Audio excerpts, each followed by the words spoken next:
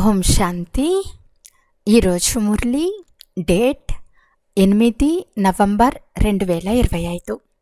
బాబా చెప్తున్నారు, మధురమైన పిల్లలు, మీరు దేహీ అభిమానులుగా అయినట్లయితే రోగాలన్నీ సమాప్తమైపోతాయి. మీరు ద్వికిరీటదారులుగా విశ్వానికి అధిపతులుగా అయిపోతారు.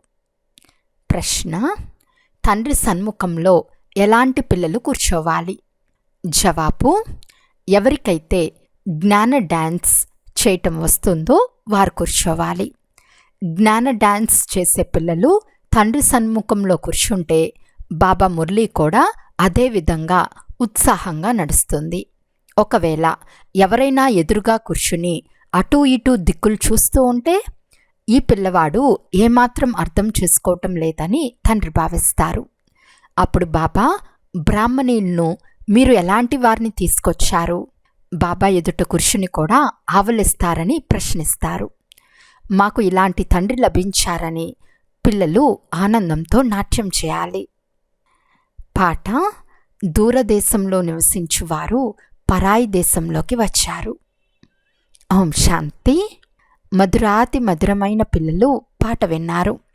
ఎవరినైతే మనము దుఃఖహర్త సుఖకర్త అని, లేక మీరు తల్లి తండ్రి మేము మీ పిల్లలము, మళ్ళీ వచ్చి మాకు అపారమైన సుఖాలివ్వండి, మేము దుఃఖితులమై ఉన్నామని ఎవరినైతే స్మృతి చేస్తూ వచ్చామో వారే ఈ ఆత్మీక తండ్రి అని ఆత్మీక పిల్లలు భావిస్తారు. ఈ ప్రపంచమంతా దుఃఖితమై ఉంది. ఎందుకంటే ఇది కలియుగ పురాతన ప్రపంచం. పాత ప్రపంచం లేక పాత ఇంట్లో, కొత్త ప్రపంచం కొత్త ఇంట్లో ఉన్నంత సుఖం ఉండదు. మేము విశ్వానికి అధిపతులుగా ఆది సనాతన దేవీ దేవతలుగా ఉండేవారమని, మేమే 84 జన్మలు తీసుకున్నామని పిల్లలైన మీరు భావిస్తారు. తండ్రి చెప్తున్నారు, పిల్లలైన మీరు ఎన్ని జన్మలు పాత్రను అభినయించారో మీ జన్మలను గురించి మీకు తెలియదు. 84 లక్షల పునర్జన్మలు ఉంటాయని మనుషులు భావిస్తారు. ఒక్కొక్క పునర్జన్మ ఎన్ని సంవత్సరాలుంటుంది? 84 లక్షల జన్మల లెక్క ప్రకారం సృష్టి చక్రం చాలా పెద్దదిగా అవుతుంది. ఆత్మలమైన మన తండ్రి మనల్ని చదివించేందుకు వచ్చారని, మనం కూడా దూరదేశంలో ఉండేవారమని, మనమెవరూ ఇక్కడ ఉండేవారం కాదని, మనము ఇక్కడకు పాత్రను అభినయించేందుకు వచ్చామని పిల్లలైన మీకు తెలుసు. మనము తండ్రిని పరంధామంలో ఉన్నవారుగానే స్మృతి చేస్తాము. ఇప్పుడు ఈ పరాయి దేశంలోకి వచ్చారు. శివుణ్ణి బాబా అని అంటారు, రావణుణ్ణి బాబా అని అనరు, భగవంతుణ్ణి బాబా అని అంటారు. తండ్రి మహిమ వేరు. పంచవికారాలను ఎవరైనా మహిమ చేస్తారా? దేహాభిమానం చాలా పెద్ద రోగం. మనం దేహీ అభిమానులుగా అయితే ఏ రోగము ఉండదు. అంతేకాకుండా విశ్వానికి అధిపతులుగా అవుతాము. ఈ విషయాలు మీ బుద్ధిలో ఉన్నాయి. శివబాబా ఆత్మలైన మనల్ని చదివిస్తున్నారని మీకు తెలుసు.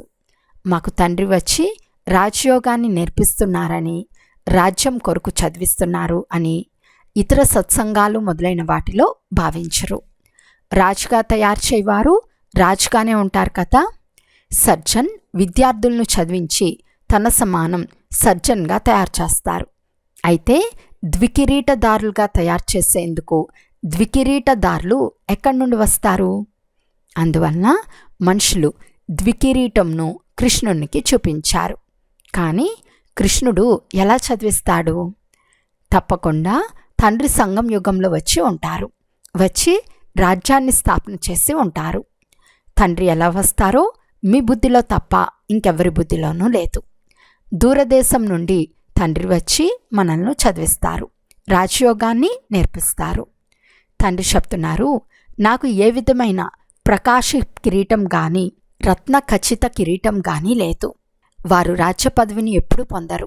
స్వయం ద్వికిరీటదారులుగా అవరు, ఇతరులను తయారు చేస్తారు. తండ్రి చెప్తారు, ఒకవేళ నేను రాజుగా అయినట్లయితే మళ్ళీ నిరుపేదగా అవ్వవలసి ఉంటుంది. భారతవాసులు రాజులుగా ఉండేవారు, ఇప్పుడు నిరుపేదలుగా ఉన్నారు. మీరు కూడా ద్వికిరీటదారులుగా అవుతారు.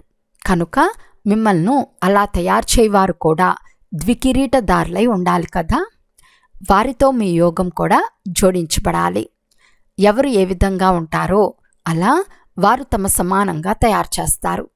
సన్యాసులు ఇతరులను సన్యాసులుగానే తయారు చేస్తారు.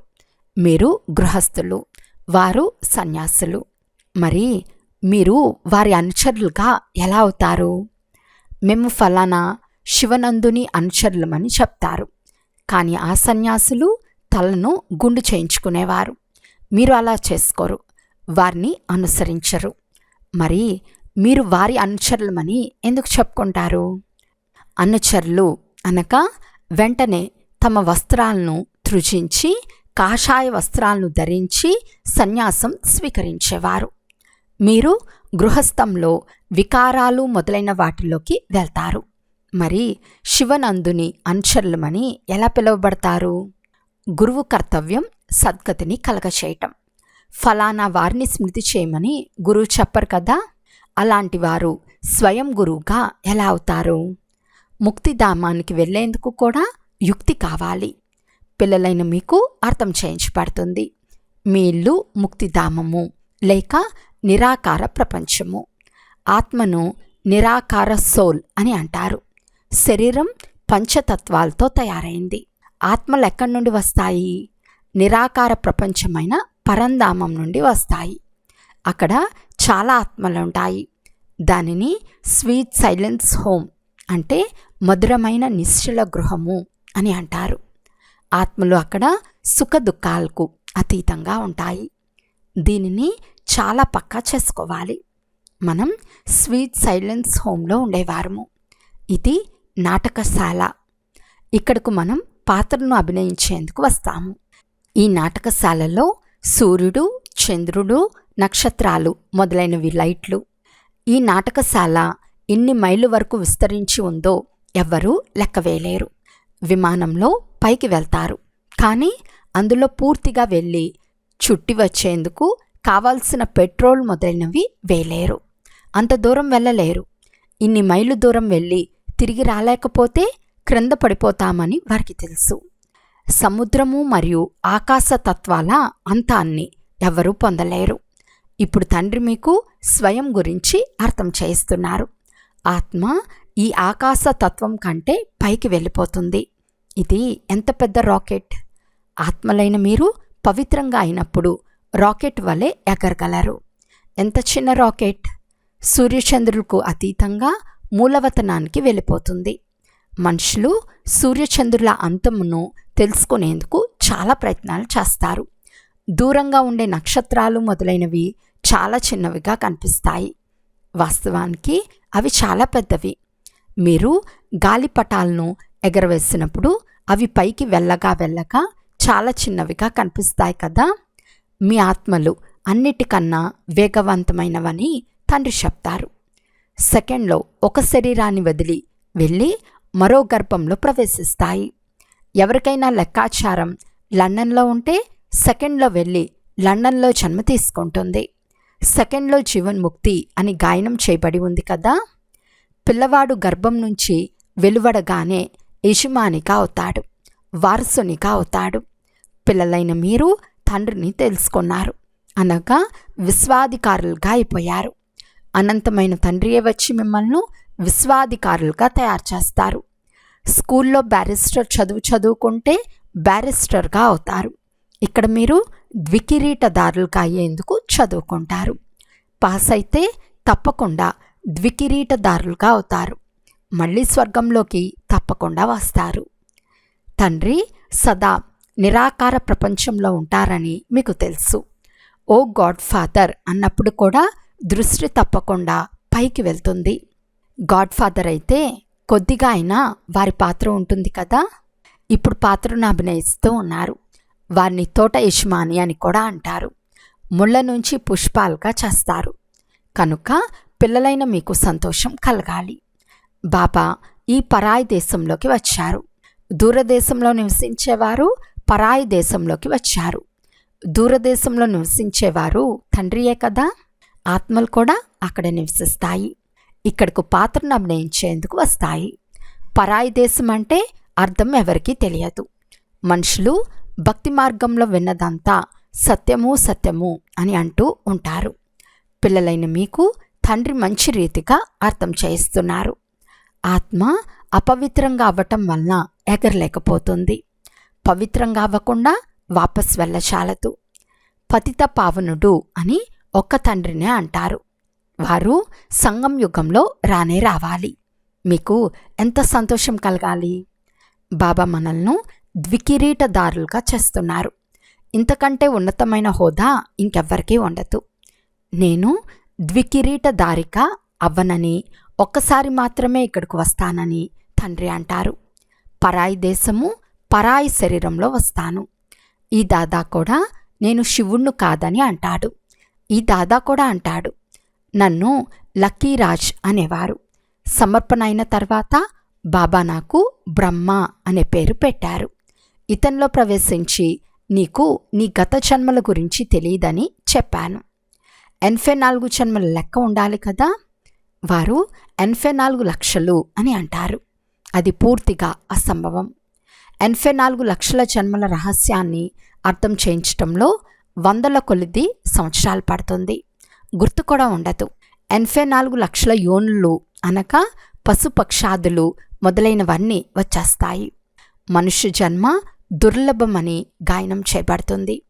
జంతువులు జ్ఞానాన్ని అర్థం చేసుకోలేవు. తండ్రి వచ్చి మీకు జ్ఞానాన్ని చదివిస్తున్నారు. నేను రావణ రాజ్యంలో వస్తానని స్వయంగా చెప్తున్నారు. మాయ మిమ్మల్ని ఎంతటి రాతి బుద్ధిగా తయారు చేసింది. తండ్రి ఇప్పుడు మళ్ళీ మిమ్మల్ని పారస్ బుద్ధి కలవారిగా చేస్తున్నారు. దిగే కలలో మీరు రాతి బుద్ధి కలవారిగా అయిపోయారు. ఇప్పుడు మళ్ళీ తండ్రి ఉన్నతమయ్యే కళల్లోకి తీసుకెళ్తారు. నెంబర్ వార్గా ఉంటారు కదా. ప్రతి ఒక్కరూ తమ పురుషార్థం ద్వారా అవగతం చేసుకోవాలి, అంటే తెలుసుకోవాలి. ముఖ్యమైన విషయం స్మృతి చేయటం. రాత్రి నిద్రించే ముందు కూడా ఇలా అనుకోండి, బాబా మేము మీ స్మృతిలో నిద్రిస్తాము అనగా ఈ శరీరాన్ని వదిలేస్తాము, మీ వద్దకు వచ్చేస్తాము. ఈ విధంగా స్మృతి చేస్తూ చేస్తూ నిద్రించినట్లయితే ఎంత ఆనందం కలుగుతుందో చూడండి. సాక్షాత్కారం కూడా కలగవచ్చు, కానీ ఈ విధమైన సాక్షాత్కారాలను పొందటంలో సంతోషించరాదు. బాబా మేము మిమ్మల్నే స్మృతి చేస్తాము, మీ వద్దకు రావాలని కోరుకుంటున్నాము అని తండ్రిని మీరు స్మృతి చేస్తూ చాలా సుఖంగా వెళ్ళిపోతారు. సూక్ష్మవతనంలోకి కూడా వెళ్ళవచ్చు, మూలవతనానికైతే వెళ్ళలేరు. ఇప్పుడు వాపస్ వెళ్ళే సమయం ఇంకా ఎక్కడ వచ్చింది? బిందు సాక్షాత్కారం జరగవచ్చు, చిన్న చిన్న ఆత్మల వృక్షం కనిపించవచ్చు. మీకు వైకుంఠం సాక్షాత్కారం అవుతుంది కదా. సాక్షాత్కారం పొందినంత మాత్రాన మీరు వైకుంఠానికి వెళ్ళిపోతారని కాదు. దాని కొరకు శ్రమ చేయవలసి ఉంటుంది. మీరు మొట్టమొదట స్వీట్ హోమ్కు వెళ్తారని అర్థం చేయించబడుతుంది. ఆత్మలన్నీ పాత్ర అభినయించటం నుండి ముక్తమైపోతాయి. ఆత్మ పవిత్రంగా ఉన్నంత వరకు అది పైకి వెళ్ళచాలదు. పోతే సాక్షాత్కారం ద్వారా ఏమీ లభించదు.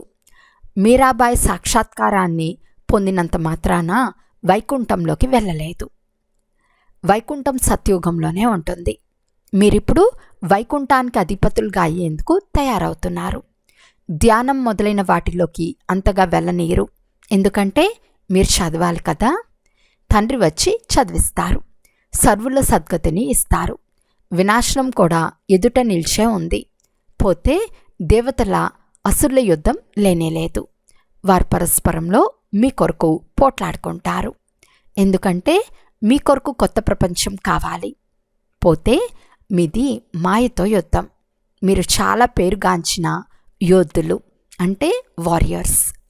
కానీ దేవతలు ఇంతగా ఎందుకు మహిమ చేయబడతారో ఎవరికీ తెలియదు. ఇప్పుడు మీరు యోగ బలంతో భారతదేశాన్ని స్వర్గంగా తయారు చేస్తారు. మీకిప్పుడు తండ్రి లభించారు. మీకు అర్థం చేస్తూ ఉంటారు. జ్ఞానం ద్వారా కొత్త ప్రపంచం జిందాబాద్ అవుతుంది. ఈ లక్ష్మీనారాయణలు కొత్త ప్రపంచానికి అధిపతులుగా ఉండేవారు కదా. ఇప్పుడు ఇది పాత ప్రపంచం. ఇంతకుముందు కూడా పురాతన ప్రపంచ వినాశనం మిసైల్ ద్వారా జరిగింది. మహాభారత యుద్ధం జరిగింది. ఆ సమయంలో తండ్రి రాజయోగాన్ని కూడా నేర్పించారు. ఇప్పుడు తండ్రి ప్రాక్టికల్గా రాజయోగంను నేర్పిస్తున్నారు కదా. తండ్రియే మీకు సత్యాన్ని వినిపిస్తారు. సత్యమైన తండ్రి వచ్చినట్లయితే మీరు సదా సంతోషంగా నాట్యం చేస్తారు. ఇది జ్ఞాన డ్యాన్స్. జ్ఞాననాట్యంలో అభిరుచి ఉన్నవారే ఎదురుగా కూర్చోవాలి. అర్థం చేసుకోలేకుంటే వారికి ఆవలింతలు వస్తాయి. వీరేమీ అర్థం చేసుకోవటం లేదని అర్థమైపోతుంది. జ్ఞానం అర్థం అవ్వలేదంటే ఇటు అటు దిక్కులు చూస్తూ ఉంటారు. నీవు ఎలాంటి వారిని తీసుకొచ్చావు అని బాబా కూడా బ్రాహ్మణిని అడుగుతారు. ఎవరు నేర్చుకుని నేర్పిస్తారో వారే ఎదురుగా కూర్చోవాలి. మేము కూడా డ్యాన్స్ చేయాలని వారికి ఉత్సాహం కలుగుతూ ఉంటుంది. ఇది జ్ఞాన డ్యాన్స్. కృష్ణుడైతే జ్ఞానం వినిపించలేదు, నాట్యం కూడా చేయలేదు. మురళి అనగా ఈ జ్ఞానమే కదా. కనుక తండ్రి అర్థం చేయించారు. రాత్రి నిద్రించే ముందు బాబాను మరియు చక్రంను బుద్ధిలో స్మృతి చేస్తూ ఉండండి. బాబా, మేమిప్పుడు ఈ శరీరాన్ని వదిలి మీ వద్దకు వస్తాము. ఈ విధంగా స్మృతి చేస్తూ చేస్తూ నిద్రించండి. అప్పుడేమవుతుందో చూడండి. ఇంతకుముందు శ్మశాన యోగం చేయించేవారు. అప్పుడు కొందరు శాంతిలోకి వెళ్ళిపోయేవారు, కొందరు కృష్ణునితో రాస్ చేసేవారు. తండ్రిని గురించి తెలియని వారు తండ్రిని ఎలా స్మృతి చేస్తారు? మనుషులు తండ్రిని గురించే తెలుసుకోలేదంటే వారిని ఎలా స్మృతి చేస్తారు?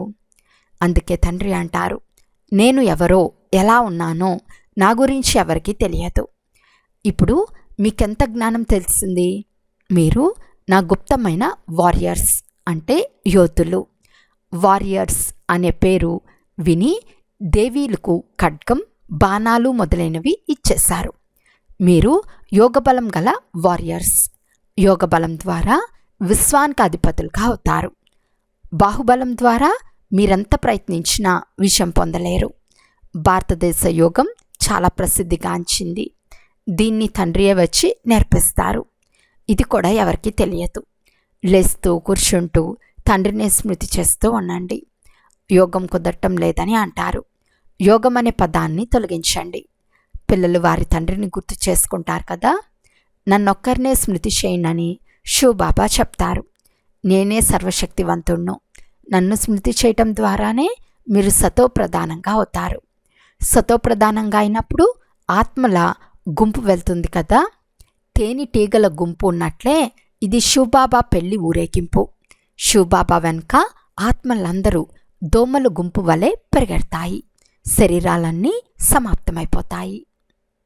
అచ్చా, మధురాతి మధురమైన అపురూపమైన పిల్లలకు మాతాపిత బాప్తాదాల ప్రియ స్మృతులు మరియు గుడ్ మార్నింగ్. ఆత్మిక పిల్లలకు ఆత్మిక తండ్రి నమస్తే. ఆత్మిక తండ్రికి ఆత్మిక పిల్లల యొక్క ప్రియ స్మృతులు మరియు నమస్తే నమస్తే నమస్తే. ధారణ కొరకు ముఖ్య సారము. ఫస్ట్ పాయింట్, రాత్రి నిద్రించేందుకు ముందు బాబాతో మధురాతి మధురంగా సంభాషించండి. బాబా, మేము ఈ శరీరాన్ని వదిలి మీ వద్దకు వస్తాము. ఇలా స్మృతి చేస్తూ చేస్తూ నిద్రించాలి. స్మృతియే ముఖ్యమైనది. స్మృతి ద్వారానే బంగారు బుద్ధి కలవారిగా అవుతారు.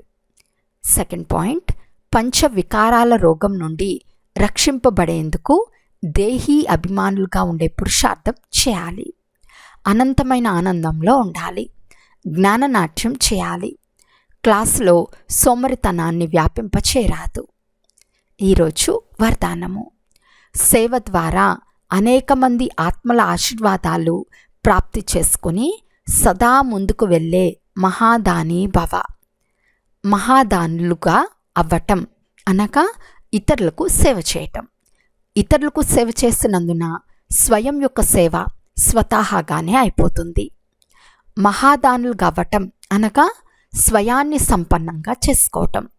ఆత్మలకు ఎంతగా సుఖం, శక్తి మరియు జ్ఞానాన్ని దానమిస్తారో అంతగానే ఆత్మల నుండి వెలువడే ప్రాప్తి యొక్క శబ్దం లేక వారి నుండి వెలువడే ధన్యవాదాలు మీకు ఆశీర్వాదాల రూపంగా అయిపోతాయి.